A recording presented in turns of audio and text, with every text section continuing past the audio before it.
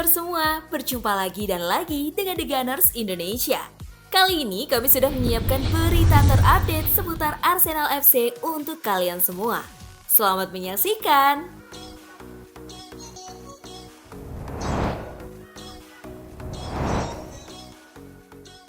Odegaard dan Zinchenko kena semprot Gary Neville. Setelah terpeleset di beberapa pertandingan terakhir, Gary Neville pun lalu menyemprot Martin Odegaard dan Alexander Zinchenko yang dianggapnya tidak punya mental kepemimpinan yang bagus untuk mendongkrak semangat para penggawa The Gunners. Saya melihat Martin Odegaard, dia sosok profesional yang fantastis, ucap Neville di program The Overlap. Lalu ada Alexander Zinchenko yang juga sosok profesional.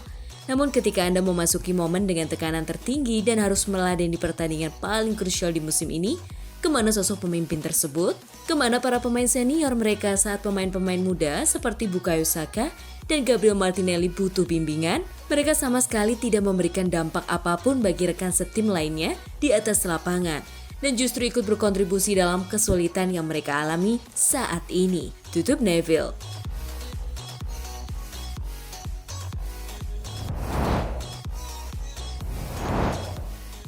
Arsenal menghadapi potensi grup neraka di Liga Champions. Arsenal menghadapi potensi grup neraka di Liga Champions musim depan. Prediksi itu bisa terwujud jika sisa hasil Liga Premier tidak menguntungkan mereka. UEFA menggunakan sistem peringkat koefisien untuk menentukan unggulan untuk setiap tim dan pada gilirannya setiap grup. Tapi kurangnya penampilan Arsenal di Liga Champions serta kegagalan mereka untuk melaju jauh ke Liga Eropa bisa merugikan mereka. Sebanyak 32 tim yang masuk babak grup akan dibagi menjadi 4 pot berisi 8. Pot 1 terdiri dari pemenang Liga Champions dan Liga Eropa, serta pemenang dari 6 liga teratas di seluruh Eropa. Menurut situs web UEFA, Arsenal berada di peringkat ke-23 dalam klasemen, 2 tingkat di bawah rival London Utara, Tottenham. Yang berarti mereka akan berada di pot 3 jika semua 22 tim di atas mereka lolos. Namun, Chelsea tersingkir. Sementara Tottenham dan Liverpool kemungkinan akan kehilangan 4 besar. Fakta itu tentu saja mendorong tim asuhan Arteta naik peringkat.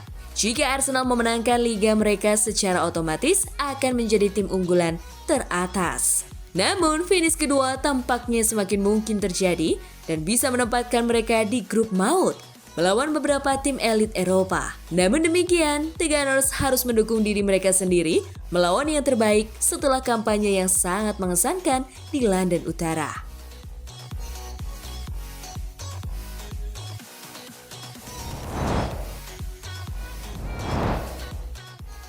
Head to head dan statistik Arsenal versus Chelsea. Arsenal akan menjamu Chelsea di Emirates Stadium pada pekan ke-34 Premier League 2022-2023. Pertandingan tersebut akan kick-off Rabu dini hari pukul 2 waktu Indonesia Barat. Pada pertemuan pertama musim ini, pada pekan ke-15, Arsenal menang 1-0 di kandang Chelsea. Waktu itu, Chelsea masih dilatih Graham Potter. Arsenal menang berkat gol tunggal Gabriel Magalhaes di menit 63. Dalam laga kandangnya melawan Chelsea di Premier League musim lalu, Arsenal kalah 0-2. Waktu itu, Arsenal kalah oleh gol-gol Romelu Lukaku dan Reece James. Kekalahan tersebut adalah satu-satunya kekalahan Arsenal dalam 7 pertemuan terakhir dengan Chelsea di semua kompetisi. Secara head-to-head di EPL, Arsenal telah menang 24 kali, seri 17 kali, dan kalah 20 kali. Dalam 5 pertemuan terakhir, Arsenal sukses meraih 4 kemenangan dan 1 kekalahan atas Chelsea. Arsenal jelas diunggulkan dalam pertandingan ini.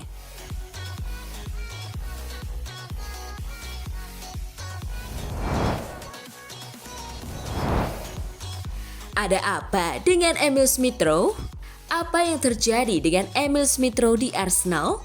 Itu adalah hal yang ditanyakan banyak fans selama beberapa bulan terakhir karena pemain nomor 10 klub itu menghilang di bawah Mikel Arteta sejak kembali dari cedera pada Januari. Padahal Smith-Rowe adalah pencetak gol terbanyak kedua Arsenal musim lalu dengan mencetak 11 gol di semua kompetisi. Dia sedang berjuang kembali ke performa terbaik, kata Arteta pekan lalu ketika didesak tentang apa yang terjadi dengan Smith-Rowe. Dalam sepak bola ini bukan tentang apa yang telah Anda lakukan setahun atau sebulan yang lalu, Ini tentang apa yang Anda lakukan sekarang, apa yang Anda lakukan kemarin, dan apa yang akan Anda lakukan besok. Pemain harus memiliki pola pikir itu dan kontribusinya harus sekarang kepada tim untuk membuat kami lebih baik dan memenangkan pertandingan. Smith Rowe hanya tampil di 12 laga di semua kompetisi musim ini. Tidak satu pun dari mereka ia bermain sebagai starter.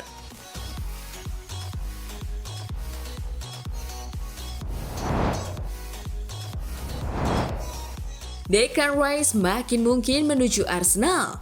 West Ham sudah kantongi penggantinya. Arsenal mendapatkan dorongan besar dalam usaha mereka untuk bisa memikat Declan Rice. West Ham United tentu saja tidak ingin kehilangan Declan Rice, namun mereka sekarang sudah pasrah jika harus melepas kapten mereka dan sebagai gantinya, mereka membidik gelandang Eintracht Frankfurt, Djibril Sow.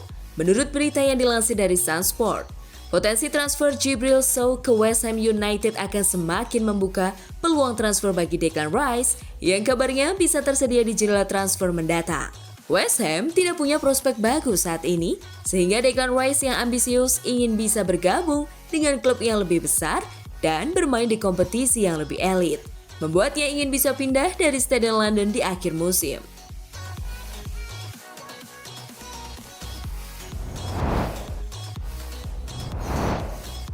Granit Xhaka akan tergantikan, masuk daftar jual. Kieran Tierney menjadi nama pertama yang akan dilepas Arteta. Bek kiri asal Skotlandia itu sejatinya tampil bagus. Namun, kedatangan Alexander Zinchenko membuat Tierney tak lagi menjadi pilihan utama Arteta. Newcastle dilaporkan tertarik untuk membeli Tierney musim depan. Dikutip dari Mirror, nama kedua yang akan dijual Arteta adalah Granit Xhaka. Ini tentu cukup mengejutkan karena Xhaka punya peran sangat krusial di lini tengah. Namun, Arteta punya rencana yang spesial terkait pengganti Xhaka. Arteta akan melepas Xhaka dengan catatan Arsenal sukses mendatangkan Declan Rice dari West Ham. Selain Rice, pemain lain yang diplot menggantikan peran Xhaka adalah Mason Mount.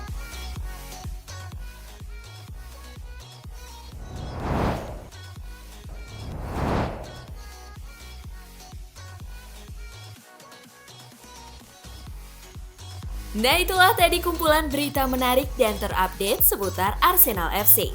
Simak terus ya berita terupdate lainnya dari The Gunners Indonesia. See you!